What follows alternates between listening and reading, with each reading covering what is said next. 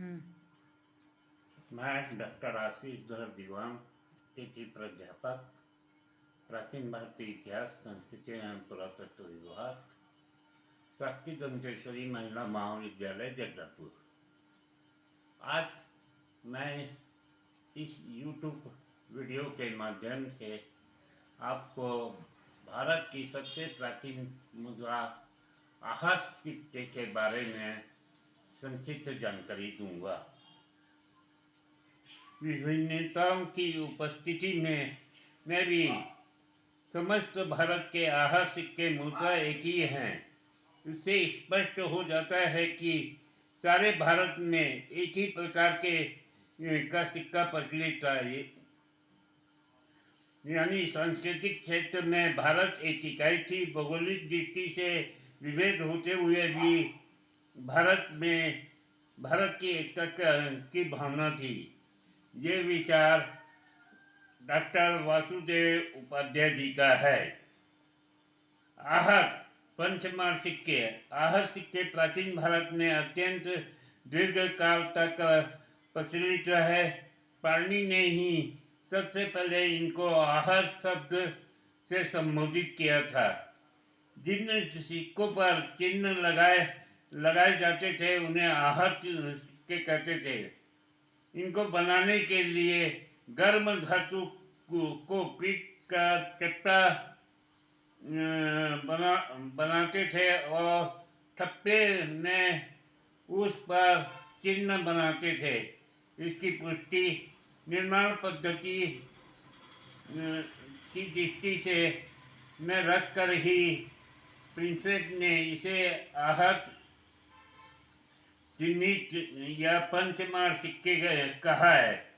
इसे ही प्राचीन भारत का राष्ट्रीय सिक्का पर्ण माना गया है, जिसे कर्ष अर्थात बीज से तोले जाने के कारण काकरपर्ण भी कहा गया।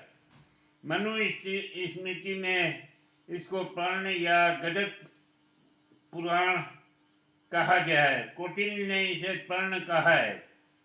पाणिनि ने कर्षापर्ण और पर्ण दोनों नामों से इसे संबोधित किया है। कात्यायन ने प्रति कहा है।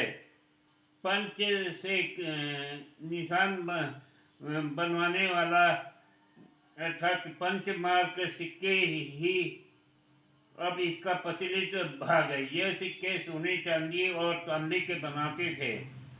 भारत में विभिन्न स्थानों की खुदाई में अब तक 50 सहस्त्र से भी अधिक प्राचीन सिक्के मिले, जो अधिकतर चांदी और कुछ तांबे के हैं। स्वर्ण का काकरपर्ण का केवल साहित्य में उल्लेख मिलता है, पर उत्खनन में एक भी सिक्के सोने का नहीं मिला है।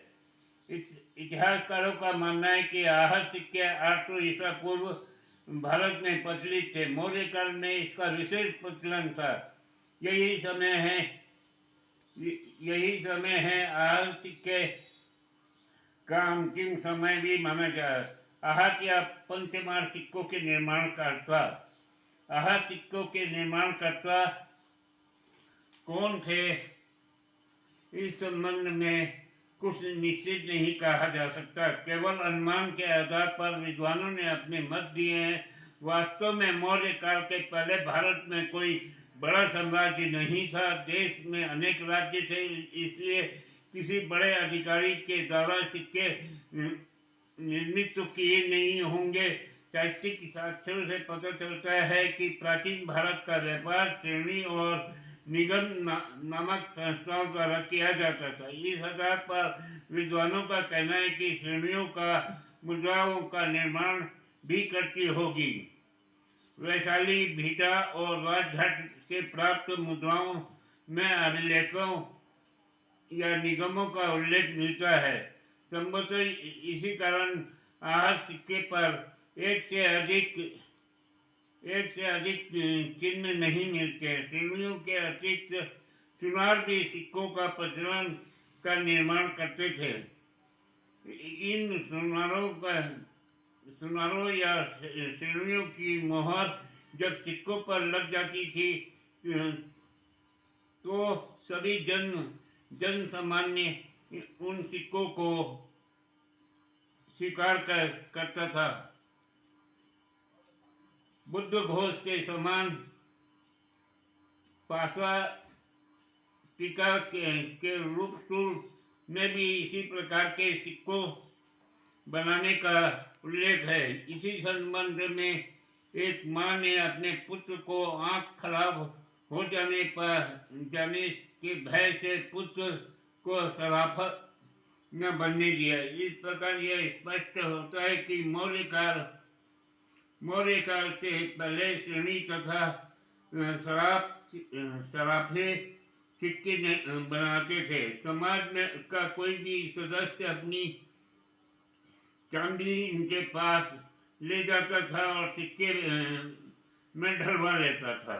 लेकिन मौर्य काल के में आकार सिक्कों को बनाने का टकसाल सरकारी नियंत्रण में आ गया और सिक्के का निर्माण एक राजकीय कार्य हो गया। कोटिल ने 2 प्रकार के सिक्कों का उल्लेख किया, कोष प्रभेद और दूसरा व्यापारिक। प्रथम प्रकार के सिक्के राजकीय कर और क्रय विक्रय आदि के लिए प्रचलित थे। दूसरे प्रकार के सिक्के सामान्य व्यवहार में। टकसाल का उल्लेख सर्वप्रथम कोटिल ने ही किया है। मुद्रा संचालन का एक विभाग था जिसे अमात्य को लक्षणाध्यक्ष कहते थे। इस प्रकार हम देखते हैं कि प्राचीन भारत की सबसे प्राचीन मुद्रा आहत सिक्के थी।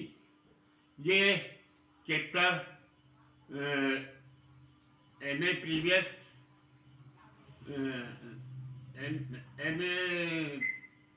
प्रीवियस के उसमें और बीए फाइनल के सेकंड पेपर मुद्रा शास्त्र का है। धन्यवाद।